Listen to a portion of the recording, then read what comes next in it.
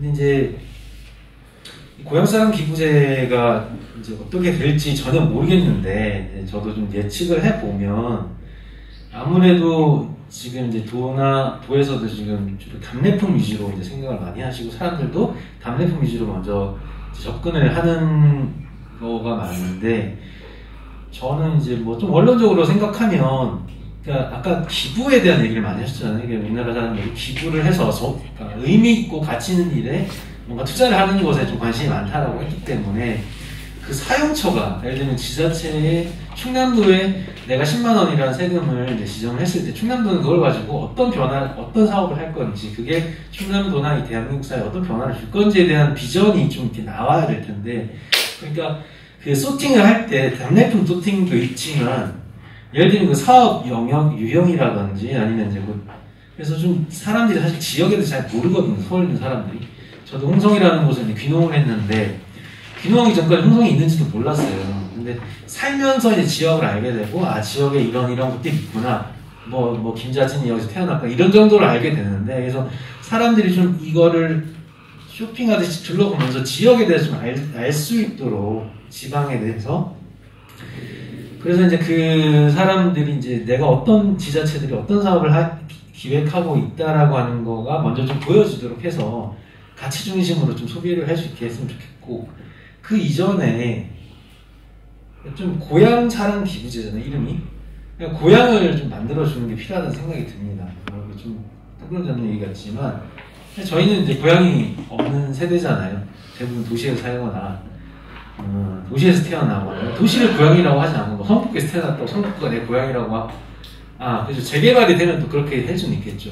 그러나 이제 우리가 보통 뭐 말하는 고향이라고 하면 시골에 계신 할머니, 놀러가면 옥수수 여름에 쪄주고 할머니 농사에 도와주고, 아니면 뭐 부모님 계셔가지고 풀 깎아드리러 가는 그런 곳을 좀 고향이라고 할 텐데, 그래서 좀 고향이 없는 세대들에게 언젠가 돌아갈 수 있는 곳, 그리고 휴가가 되면 좀 쉴 수 있는, 쉬러 놀러 가는 곳, 뭐 일손도 좀 도와주고, 이런 관계 형성이 좀 되어서 고향이 만약에 생긴다면 사랑하고 기부는 자연스럽게 이어질 수도 있겠다, 그런 생각을 해봤고요.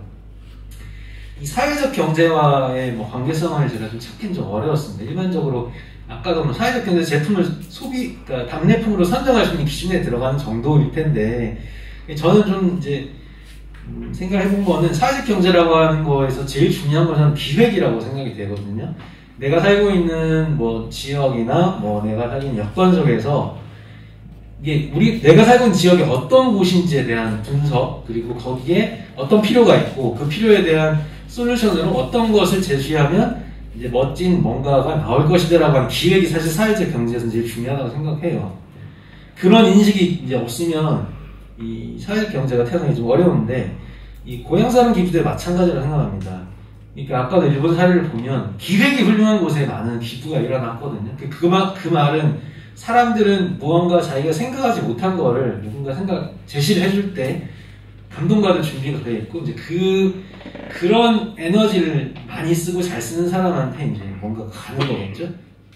그래서 이 기획에 좀 에너지를 많이 써야 된다라고 생각이 듭니다. 그래서 각 지자체가 이제 처음에는 뭐 답례품 위주로 가다가, 예를 들면 어떤 뭐 강원도나 어디서 기가 막힌 기획이 하나 나와서 사람들이 몰렸다 그러면 이제 그다음부터 이제 기획자들이 돈을 버는 시기가 될 수도 있겠죠. 근데 저는 뭐 그게 나쁘다고 생각은 하지 않습니다. 어쨌든 그 기획의 기본이 되는 건 그 지자체, 그 지역을 잘 이해하고 어떻게 하면 이 지역에 새로운 뭐 변화를 일으킬지에 대해서 고민을 많이 해야 되겠기 때문에, 그거는 단지 이제 지금 사실 이제 뭐 예를 들면 지역의 사업 같은 거 한다 그러면 컨설팅 업체가 유명한 몇 군데가 푸드 플레인 이런 거 대부분 다 하고 있잖아요. 그래서 아마 이것도 좀 그런 식으로 갈 수도 있겠다는 생각이 있는데, 어쨌든 그 지역을 잘 이해하고 있는 사람들이 지역에 대한 솔루션을 좀 주는 게 필요할 것 같고, 그런데 이제 좀 그러니까 예를 들면 가진 특산품도 약하고 기획도 약한 그런 진짜 보잘것없는 지자체들은 이제 어떻게 해야 되나, 쭈그러져 있는데 더 찌그러져야 되는 이제 그런 슬픈 상황이 되겠지만, 좀 더 희망을 가지고 얘기해 본다면, 어쨌든 유튜브라는 이제 동영상 플랫폼이 처음 나왔을 때 사람들이 뭐 동영상 올리는 정도로 생각하다가 거기에 이제 유튜버라고 하는 새로운 직업이 나왔잖아요. 그래서 정말 이게 세상에 이런 놈이 있나 싶을 정도로 이제 희한한 애들이 나와서 스타가 되고 돈을 벌고 수익 구조를 만들고 뭐 어린이들한테 초등학생들한테 장래희망이 유튜버로 선호하는 게 1위가 될 정도로 그렇게 돼서 이제 그런 게 튀어나온단 말이에요. 그래서 저도 이거는 새로운 어떤 그 지방 소멸에 이제 이 문제를 해결할 수 있는 새로운 모델을 제시하는 사람들이 또 지자체가 분명히 나올 거라 생각합니다. 그러면 이제 그런 거를 이제 새로운 모델을 찾는 그런 장이 되었으면 좋겠어요. 예를 들면 정부에서 지자체에서 각 지자체마다 우리가 이 지방 소멸을 어떻게 대응할 것인가라는 거를 찾을 때는 레퍼런스를 이 고향사랑 기부제라고 하는 어떤 장을 한번 좀 연구해보고 조사해보면 여기에 이런 아이디어들이 있었구나, 이런 솔루션이 있었구나.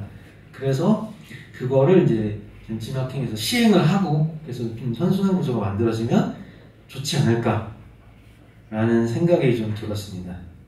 짧았나요? 아닙니다. 네, 감사합니다. 이상입니다.